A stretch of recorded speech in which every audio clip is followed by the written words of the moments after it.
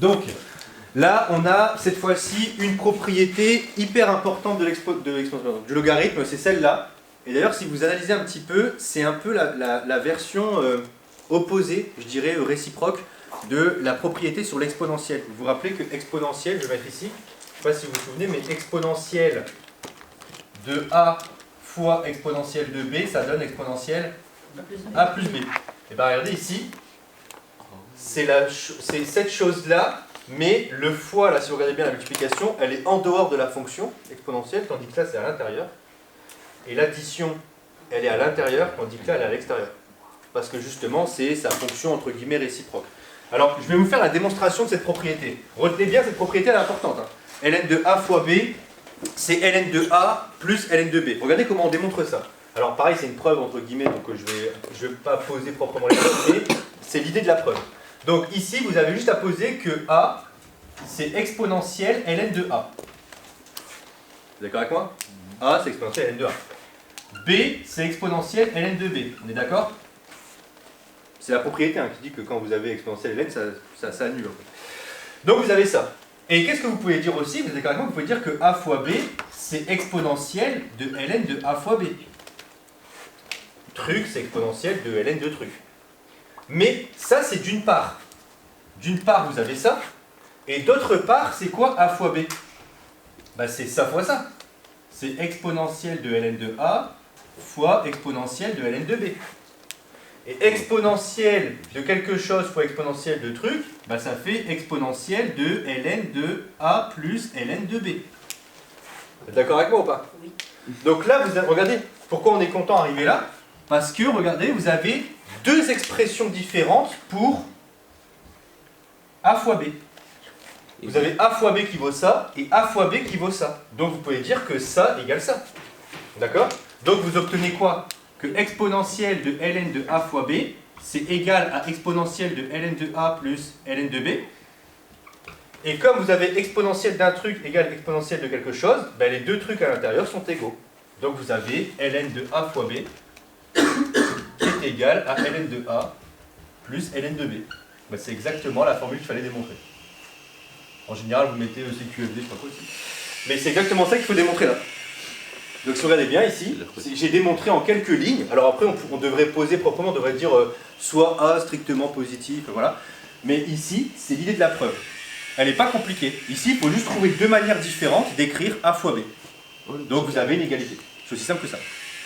Et à partir de ça, vous pouvez trouver les propriétés de tous ces trucs-là. Donc regardez, je vais vous le faire pour le premier qui est ici, vous allez voir à quel point c'est simple. ln de 1 sur a, la formule c'est... Je vais mettre en bas. ln de 1 sur a, c'est moins ln de a. Alors, pourquoi ça marche ce truc-là? C'était pas le bon feu. Ah, il est là-bas. Donc, ln de 1 sur a, c'est moins ln de a. Et regardez comment je fais pour trouver ça. Pareil, je vais essayer de vous faire une démonstration qui tient dans ce petit carré. D'accord? Donc, est-ce que vous êtes d'accord avec moi pour dire que 1, c'est 1 sur a fois a? Oui. Ouais? 1, c'est 1 sur a fois a. Vous appliquez le logarithme de chaque côté.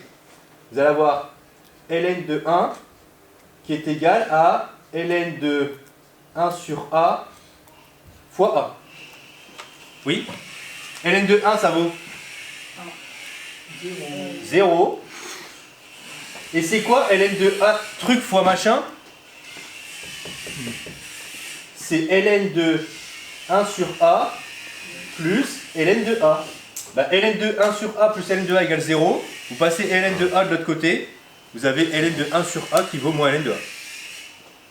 Toutes les propriétés qui vont être ici vont pratiquement découler, même certainement, que de ça. Que de ça. Vous allez voir, mais c'est encore une fois, je vous dis, hein, on n'a pas grand chose, on a 2-3 règles du jeu, on va inventer plein de trucs. D'accord? Donc là, ln de 0,5, ça fait quoi du coup? Un exemple. Ben, ça fait ln de 1,5 et ln de 1,5 moins ln de 2. ln de a sur b, ben regardez, c'est ln de a moins ln de b. D'ailleurs, si vous vous rappelez un petit peu avec la formule de l'exponentielle, c'est presque pareil. Hein. Exponentielle de a sur b, non, j'ai dit la merde. Exponentielle de A sur exponentielle de B, ça fait exponentielle de A moins B. D'accord? Et donc ici, exponentielle de 5 demi, pardon, décidément avec exponentielle. ln de 5 demi, ça fait ln de 5 moins ln de 2. ln de A à la puissance n, alors ça je vous ai déjà spoilé il y a un petit moment avec, je ne sais pas si vous vous rappelez, avec les suites, quand il fallait trouver une puissance de n là. Ah ouais, c'était n et n. C'était NLN, exactement. Donc le fameux truc là, le NLN là, donc quand on a un nombre à une puissance dans un logarithme, la puissance passe devant. Alors c'est pas compliqué non plus, hein. Ici si vous regardez bien, il faut juste retenir que c'est quoi A puissance n. Vous êtes d'accord avec moi que A puissance n c'est A fois A fois A fois A n fois. Donc du coup, si vous avez A fois A fois A n fois, prenez la formule qui est là, vous allez avoir ln de A plus ln de A plus ln de A plus ln de A plein de fois. Donc du coup, n fois ln de A. Ça vient juste de là. Donc ça fait 4 ln de x. Cette fonction-là, pour moi, il n'y a aucune difficulté en fait. Moi je pense que honnêtement, cette fonction-là, on pourrait la prendre en seconde. Il n'y a aucune difficulté, comme l'exponentielle en fait. Il n'y a aucune difficulté, c'est juste des objets mathématiques avec des règles, et il faut jouer avec les règles en fait. Donc là ici, bah, c'est quoi? C'est moins n ln de a. Et donc là, alors ici, faut le trouver, hein, mais 343, je crois que c'est dans votre cours, c'est 7 puissance 3, c'est ça? Ou 3 puissance... Non, c'est puissance 3. Ouais. C'est ça? Ouais, c'est puissance 3. Bah ça fait quoi du coup? 1 sur ça, bah du coup ça fait ln de 7 à la puissance moins 3, donc ça fait moins 3 ln de 7. Ouais. Ce qui est bien avec le logarithme, c'est qu'en fait, quand on a des gros merdiers à l'intérieur, du style 343, ça se transforme par finalement des logarithmes de petits trucs. C'est ça qui est cool en fait. Mais c'est intéressant parce que si vous regardez, c'est ce qui fait que le logarithme en fait il tend pas beaucoup. Vous prenez des grandes valeurs et finalement l'image elle est pas très grande en fait. D'accord? Elle est toute petite. C'est justement c'est ce genre de choses qui vous le fait un peu remarquer. Je termine par ça. Moins ln de a, non? Ouais, alors, non, ln de racine de a. On avait dit, alors vous allez voir, je vais vous le montrer d'une autre manière. Racine de a c'est quoi? C'est la puissance 1,5. Donc c'est ln de a puissance 1,5. Et donc ça fait 1,5 ln de a. Alors je vais vous le montrer d'une autre manière, vous allez voir. De quoi? C'est pas moins 1 du coup? Ah non, parce que c'était puissance moins n. Ouais. Oui.